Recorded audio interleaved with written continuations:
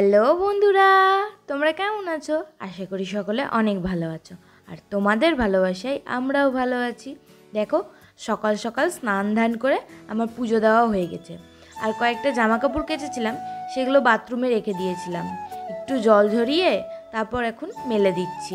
জামা কাপড়গুলো কেচে বাথরুমে রেখে দেওয়ার ওই একটাই কারণ, ভিজা জামা কাপড় যদি আমি এনে সঙ্গে সঙ্গে মেলে দিই না, গোটাটাতে জল পড়ে ভেসে যাবে আর দাগ দাগ হয়ে যায়, কেমন যেন হয়ে যায়, আর না মুছলে একদমই ভালো লাগে না।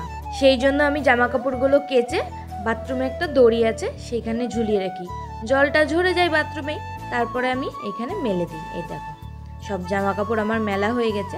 আরও একটা নাইটি আছে, দেখো এই নাইটিটা না একদম ছিঁড়ে গিয়েছে বলতে প্রথমে না সেলাই খুলে গিয়েছিল, তারপর একটা কাপড় পচে গেলে যেমনটা হয়, মানে টানলেই ছিঁড়ে যায়, সেরকমটা হয়েছে। দাঁড়াও তোমাদের দেখাচ্ছি নাইটিটা। আগে তোমাদের দাদাভাইয়ের এই প্যান্টটা মেলে দিই, তারপরে ওই নাইটিটা মেলবো। তোমরা কিছুজন আমাকে কমেন্ট করে অনেক কোয়েশ্চেনই জিজ্ঞেস করেছো, তো সেই কমেন্টগুলোরই আজকে উত্তর দিব। তো এই দেখো, এই নাইটিটা একেবারে ছিঁড়ে গেছে, কিন্তু পরে যা আরাম না, খুব পাতলা। আর খুব গরম পড়লে তখন আমি এই নাইটিটা পরি রাতের বেলা করে। এই দেখো, হাতের কাছে বুঝতে পারছো, পুরো ছিঁড়ে একেবারে যাতা অবস্থা হয়ে গেছে। আর তোমরা আমার ব্লগে হয়তো দেখতেই পেয়েছো, এই বাড়িতে আসার পরে শুক্রবার করে আমি আর তোমাদের দাদাভাই দুজন মিলে আতপ চালের ভাত খাই। কিন্তু ওই বাড়িতে থাকতে, মানে এর আগে যে বাড়িতে আমরা ভাড়া ছিলাম সেই বাড়িতে থাকতে না, তোমাদের দাদাভাইকে আমি আলাদা মানে উষনা চালের ভাত করে দিতাম, আর আমি নিজে আতপ চালের ভাত খেতাম। তো তোমাদের দাদাভাইয়ের না আতপ চালের ভাত খেতে খুব একটা পছন্দ করে না, সেই জন্যই আজকে ভাবলাম তোমাদের দাদাভাইয়ের জন্য আলাদা ভাত, সয়াবিনের তরকারি, পাঁপড় ভাজা আর বাদাম ভাজবো, ব্যাস এইটুকুটাই, আর কিছু করব না। তো দেখো, আমি সয়াবিনের তরকারি যেটা করব সেটা করার জন্য আমি আলু কাটতে বসে গেছি। চলো এবার তোমাদের একটা কমেন্টের রিপ্লাই দিয়ে দিই। শাগনিক দাস বলেছে, আরে তোমরা মালদার কোথায় থাকো প্লিজ সেটা তো বলো। হ্যাঁ, আমি তোমাকে দেখেছি, আমার প্রায় প্রত্যেকটা ভিডিওতেই তুমি কমেন্ট করে বলো যে তুমি কোথায় থাকো মালদার। দেখো, মালদাতে তো আমরা এখন থাকি না, কিন্তু যখন আমরা মালদা যাব নিশ্চয়ই ভিডিওর মধ্যে জানিয়ে দেবো মালদার আমরা কোথায় থাকি। তোমার কমেন্টের উত্তর পেয়ে গেলে। তোমাদের দাদাভাই দেখো কিছু জিনিস আনতে গেছিলো, তো নিয়ে চলে আসলো মুদিখানার দোকান থেকে, আর আমি ভাতও করে নিয়েছি তার মধ্যে। তো দুধ আনতে বলেছিলাম আজকে একটু, কারণ খুব চা খেতে ইচ্ছা করছিল, তাই একটু কড়া করে দুধ দিয়ে দুধ চা করলাম। চলো আরও একটা কমেন্ট পড়ে নিই।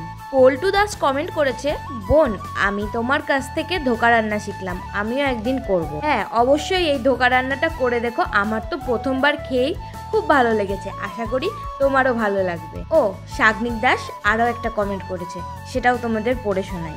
বলেছে, তুমি তাহলে এখন কোথায় আছো সেটা তো বলো, কতদিন থেকে যোগাযোগ করছি কোনো রিপ্লাই নাই। দেখো, এই মুহূর্তে আমরা এখন কোথায় আছি সেটা আমি জানাতে পারবো না, তো তোমরা প্লিজ কিছু মনে করো না, পরে সময় মতো আমি ঠিক জানিয়ে দেব। দেখো, গল্প করতে করতে চাটাও খাওয়া হয়ে গেল আমার, আর চাটা খুব ভালো হয়েছিল জানো তো। তোমাদের দাদা ভাইয়েরও চাটা খেয়ে খুব ভালো লেগেছে। রান্না করতে করতে আমার এত গরম লেগেছে, আমি ফ্যানের তলায় বসে গেছি, আর তোমাদের দাদাভাইকে বললাম একটু তরকারিটা নেড়ে দাও। তো দেখো তরকারিটা হয়ে গেছে, আমি এখন নামিয়ে নিচ্ছি। ব্যাস, এবার আমি আমার রান্নাটা করব।